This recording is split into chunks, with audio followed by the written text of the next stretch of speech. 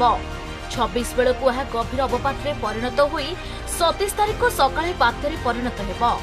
28 ଓ 29 ରେ ଅତି ପ୍ରବଳ ବର୍ଷା ସାଙ୍ଗକୁ ଝଡ଼ ତୋଫାନ ହେବ। ଏହି ସମୟରେ ପବନର ବେଗ ଘଣ୍ଟା ପ୍ରତି 60 ରୁ 70 କିମି ରହିପାରେ। ଏହି ସମୟରେ ପବନର ବେଗ ଘଣ୍ଟା ପ୍ରତି 60 ରୁ 70 କିମି ବୋହିବା ନେଇ ଭାରତୀୟ ପାଣିପାଗ ବିଭାଗ ସୂଚନା ଦେଇଛି। ଏବେ ଏହା ଧୀରେ ଧୀରେ ଉତ୍ତର ପଶ୍ଚିମ ଦିଗରେ ଗତି କରୁଛି। ଘଣ୍ଟା ପ୍ରତି 3 କିଲୋମିଟର ବେଗରେ ଗତି କରୁଥିବା କୁହାଯାଉଛି। ତେବେ ବାତ୍ୟା ପାଇଁ ପାଗ ଅନୁକୂଳ ରହିଛି। ତେବେ ସବୁଠାରୁ ଗୁରୁତ୍ୱପୂର୍ଣ୍ଣ କଥା ହେଉଛି ଏହା କେଉଁଠି ସ୍ଥଳଭାଗ ଛୁଇଁବ ସେ ନେଇ ବର୍ତ୍ତମାନ ସୁଦ୍ଧା କୌଣସି ଆକଳନ କରାଯାଇନାହିଁ।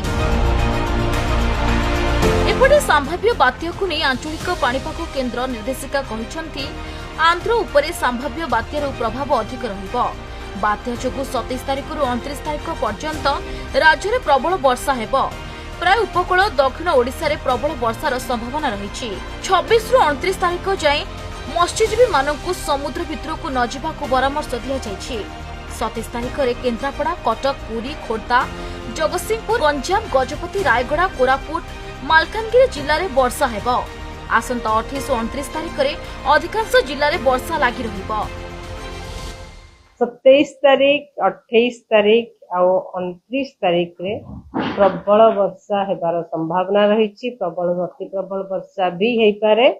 आउ 27 तारीख रे प्रबल वर्षा गोटे किंबा दुईटा स्थान रे हेबार संभावना रही, जेमती कि केन्द्रापड़ा, जगतसिंहपुर, कटक, खोर्धा, पुरी, नयागढ़, गंजाम, गजपति, रायगड़ा, कोरापुट, मालकानगिरी जिले में गोटे किंबा दुईटा स्थान रे प्रबल वर्षा हेबार संभावना रही।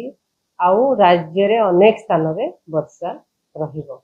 28 तारीख रे आउ 29 तारीख रे जदि देखिबा राज्य रे अधिकांश स्थान रे हल्का रु मध्यम वर्षा लगी रहिबो।